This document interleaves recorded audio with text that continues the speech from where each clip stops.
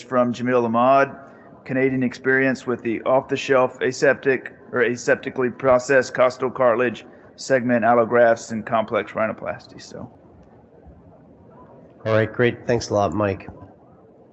So these are my disclosures. The relevant disclosure is for this study, MTF provided funding for the open access publication in ASJ Open Forum, and they also got the IRB exemption. So profile costal cartilage is fresh, frozen, aseptically processed, and non-terminally sterilized costal cartilage segment allografts produced by MTF Biologics. They recover the segments from human donor ribs, aseptically package them, and then they're frozen.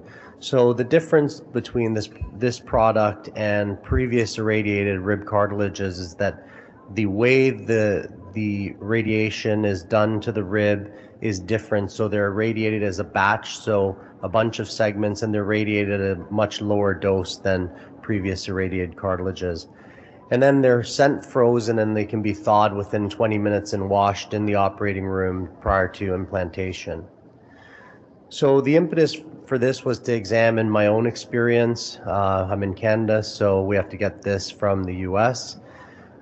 I looked at a retrospective review of all patients treated by myself. In general, the open approach was used with structural cartilage grafting principles, and I looked at demographic details and procedural characteristics, also complications, and we had a Western IRB exemption. So in this series, it was about 3 years, 21 patients. You can see the demographics are pretty reflective of a lot of rhinoplasty practices. Half of the patients had primary rhinoplasty and half had secondary.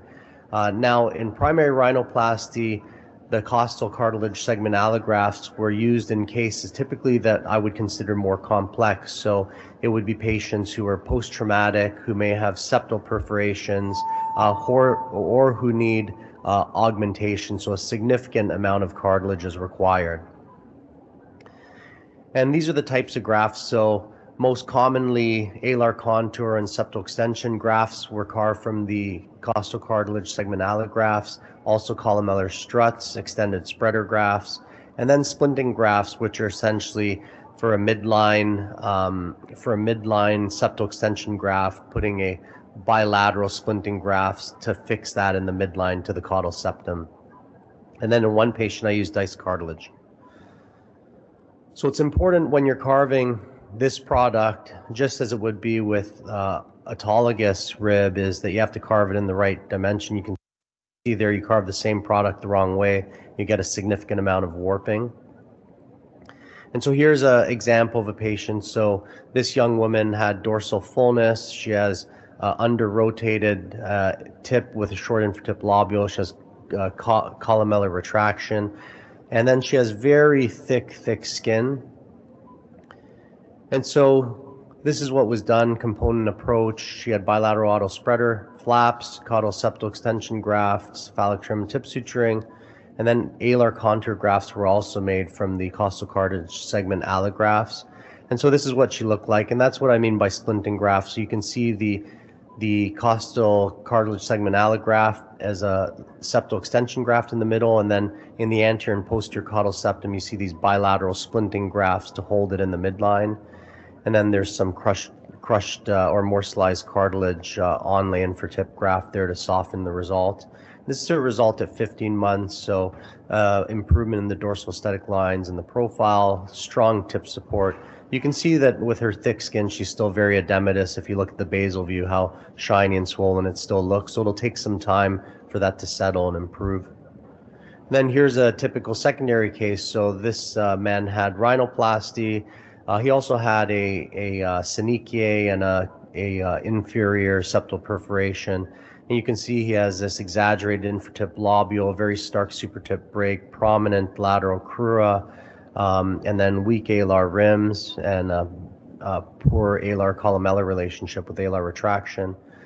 So the costal segment allografts were used for a left extended spreader graft that was used to fix a caudal septal extension graft. He also had a small columellar strut graft to create the correct relationship, the correct alar columellar relationship. and then had alar contour grafts as well. This is what he looked like, and that's actually the costal segment allograft there that's spanning the soft triangles in the infratip as well.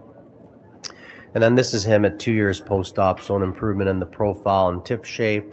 On the basal view, he still has some weakness in the lower third of the nose along the alar rims and the columella.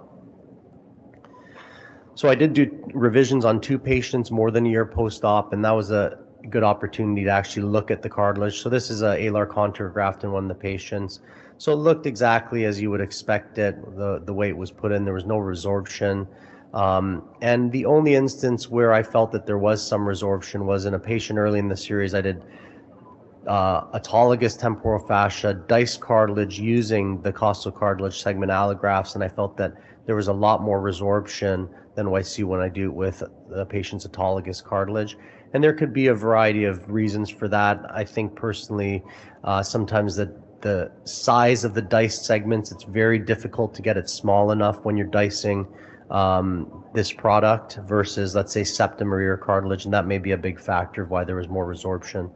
So the early experience yielded favorable results. It's a viable alternative to autologous costal cartilage.